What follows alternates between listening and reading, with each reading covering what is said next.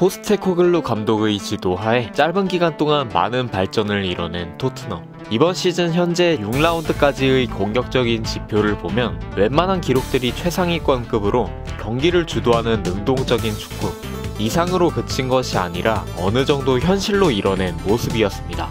비슷한 성향의 두 팀이 붙었고 서로 공을 뺏고 뺏기는 상당한 공수전환이 일어난 경기였습니다. 이와 관련이 있는 한 스탯에 대해 다뤄보려고 하는데요. 바로 Passes allowed per defensive action. PPDA입니다. PPDA는 상대팀의 총 패스 횟수를 우리 팀의 수비 행위로 나눈 값인데요. 쉽게 말해서 PPDA 수치가 낮으면 낮을수록 그만큼 압박이 강했다는 뜻입니다. 상대가 패스를 많이 하기 전에 수비 행위가 일어났을 테니까요. 그렇다면 이번 경기 PPDA는 어땠을까요? 토트넘이 6.68, 아스날이 9.10, 양팀 모두 한 자리 숫자입니다. 이게 어느 정도인지 잘 안 와닿을 수도 있으니 아스날의 지난 상대팀들 PPDA를 한번 볼까요? 최소 토트넘의 2배 이상에서 최대 7배 이상이네요. 아스날과 토트넘 양팀의 PPDA 수치가 얼마나 치열한 경기였는지를 나타낸다고 볼 수가 있겠죠. 그런 만큼 수비 전술 얘기를 하지 않을 수 없을 텐데요. 이번 영상에서 다룰 수비 전술은 바로 하프 포지션입니다. 하프 포지션, 말 그대로 중간에 자리를 잡다 정도로 해석할 수 있겠죠. 전방 압박 상황에서 중간 라인의 선수가 자신의 마크맨과 가까이 붙어 있다고 가정을 해볼까요? 이 선수 앞에 있는 상대 선수가 자유롭게 공을 잡게 됐습니다. 구조상 이 선수가 압박해야 하는 상황이라고 치면 압박하기까지 거리가 어떤가요? 멀죠. 시간이 오래 걸리고 그만큼 상대에겐 플레이할 여유가 주어지게 됩니다. 그런데 만약 이 선수가 마크맨에게 밀착해 있는 게 아니라 마크할 상대와 압박할 상대 사이에 위치한다면 어떨까요? 압박할 상대가 공을 잡게 될 때 전자보다 빠르게 압박이 가능하겠죠. 이게 하프 포지션의 원리입니다. 이번 경기의 구조를 예시로 한번 들어보도록 하죠. 아스날은 전방 압박 시 상대의 센터백 그리고 그 앞에 위치하는 중앙 미드필더 3명을 상대로 3대3 수적 동등 구조를 가져갔습니다. 여기서 주목할 점은 은케티아와 웨데고르가 전방 라인을 구축해서 센터백을 견제하고 좌측 미드필더인 비에이라가 올라가서 상대 중앙 미드필더 비수마를 맞는 형태였다는 것인데요. 따라서 포지션상 원래 비에이라와 대치하는 상대 우측 미드필더 사르가 자유롭게 됩니다. 그래서 아르테타는 좌측 윙에 제주스를 기용하고 제주스에게 원래 대체하는 상대 우측 풀백 포로에 비에이라로부터 자유롭게 되는 사르까지 혼자 둘을 상대하는 임무를 맡겼습니다. 그래서 제주스는 둘 사이에 하프 포지션을 갖추고 상황에 따라 대응했는데요. 수비 입장에서는 측면보다 패스 선택지가 많은 중앙이 더 위협적이기 때문에 중앙으로 가는 공을 우선적으로 막아야 합니다. 하프 포지션을 잡더라도 둘 중에 중앙을 우선적으로 마크하고 이후 공이 가는 측면을 압박하는 거죠. 토트넘의 후방 빌드업 상황, 전방의 3대3 구조입니다. 측면에 있던 사르가 중앙으로 이동하는데 제주스는 고개를 돌려 이 움직임을 체크합니다.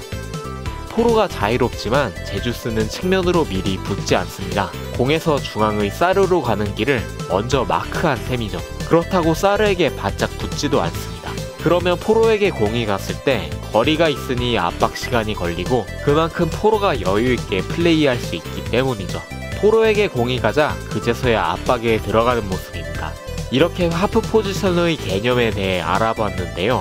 지금부터는 이번 경기에서 하프 포지션이 아쉬웠던 선수와 훌륭했던 선수 크게 두 가지로 나눠서 분석해볼까 합니다. 먼저 아쉬웠던 선수 비에이라입니다. 좌측 센터백 반더벤이 공을 잡고 있고 웨데고르가 압박하려는 모습입니다. 전방 압박 상황인데 전방 중앙에서 2대3으로 수적 열세네요. 원래 계획과는 다릅니다. 비에이라가 합류해야 하는데 오히려 내려가고 있네요. 결국 중앙에 위치하는 비수마가 자유롭게 됐고 3자 패스를 통해 공을 받고 전방을 바라보게 됐습니다. 라이스의 제스처에서 뭔가 잘못됐다는 걸 알 수가 있네요. 얼핏 보면 가까이 있는 제주스의 몫으로 보이지만 제주스는 포로와 화면에 보이지 않는 사르를 맡고 있습니다. 뒤늦게 비에이라가 앞으로 나가보지만 저지하기엔 이미 늦어버렸네요. 이것도 마찬가지 구조예요. 은케티아가 공을 가진 우측 센터백을 압박하고 중앙의 비수마가 자유롭습니다. 압박은 비에이라의 몫이죠.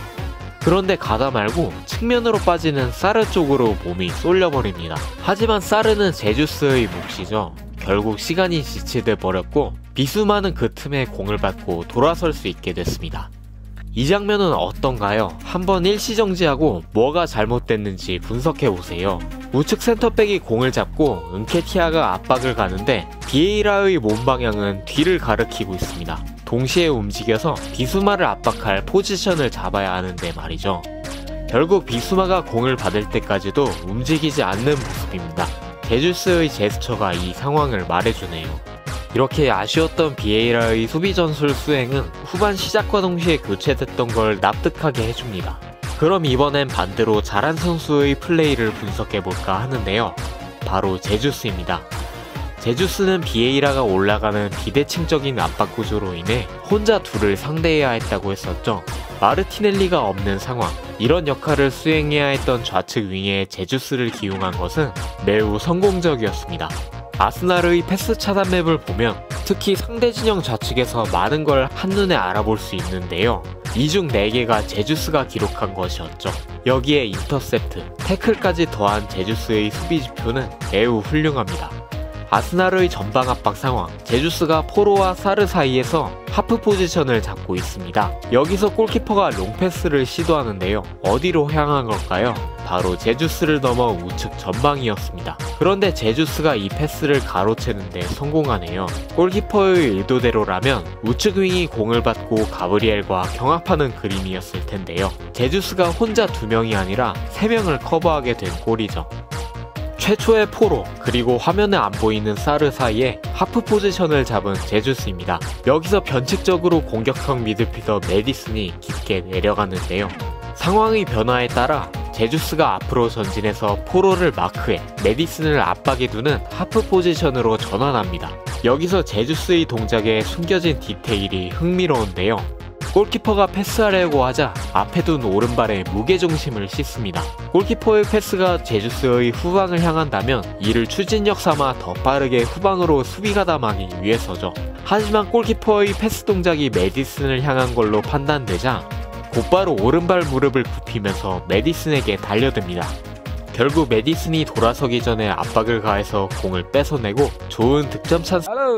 역시 전방 압박 상황에서 포로와 사르 사이에 하프 포지션을 갖춘 제주스입니다. 은케티아가 우측 센터백으로 가는 길을 막으며 골키퍼를 압박하는 상황.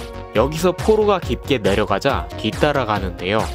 그런데 포로가 공을 받기도 전인데 압박을 하다 말고 좌측으로 방향을 트는 제주스입니다. 왜 그랬을까요? 바로 토트넘의 선제 패스 플레이를 예측했기 때문입니다. 우측 센터백을 맞는 은케티아가 골키퍼를 압박했기 때문에 우측 센터백이 자유로워졌지만 골키퍼는 은케티아의 위치 선정 때문에 직접적으로 우측 센터백에게 패스할 수가 없습니다. 때문에 포로가 내려가서 연결고리가 되어 우측 센터백에게 공을 전달하는 것이죠.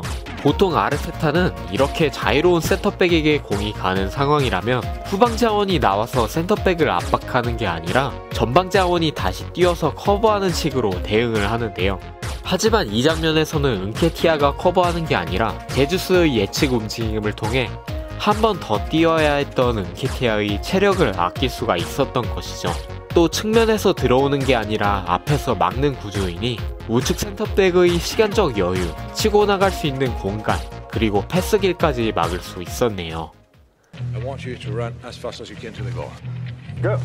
축구 영화 골에 나오는 장면입니다. 이는 패스를 안 하고 개인 플레이를 펼치는 주인공 산티아고 뮤네즈에게 교훈을 주기 위한 코치의 대사인데요. 이 명제는 하프 포지션에도 적용이 가능합니다. 아무리 하프 포지션을 잘 갖춘다고 해도 압박하는 사람보다는 패스, 즉 공이 더 빠르겠죠. 때문에 이 격차를 최대한 줄이기 위해서는 상대의 패스 동작과 방향에 대한 예측력과 집중력, 그리고 빠른 속력이 필요합니다. 이것들을 두루 갖춘 제주스의 하프 포지션은 아스날의 전방 압박에 크게 기여했습니다.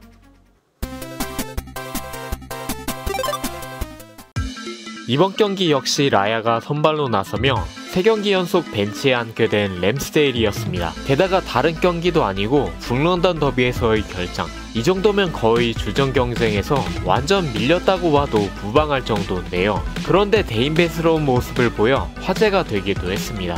37분경 라야가 존슨의 결정적인 득점 찬스에 몸을 날려 선방해낸 것이었죠. 이후 카메라는 램스데일을 잡았는데 손을 머리 위로 올려 이 선방에 박수를 보낸 것이었습니다. 이 장면에 대한 평론가들의 반응은 어땠을까요? 리버풀 레전드 캐러건은 왜 그런 경우 있지 않은가? 누군가가 오스카상이 다른 사람에게 가는 것을 보고 그저 박수치고 웃어줄 수밖에 없는 상황이라며 램스데일의 속과 겉의 반응이 달랐을 거라고 했네요.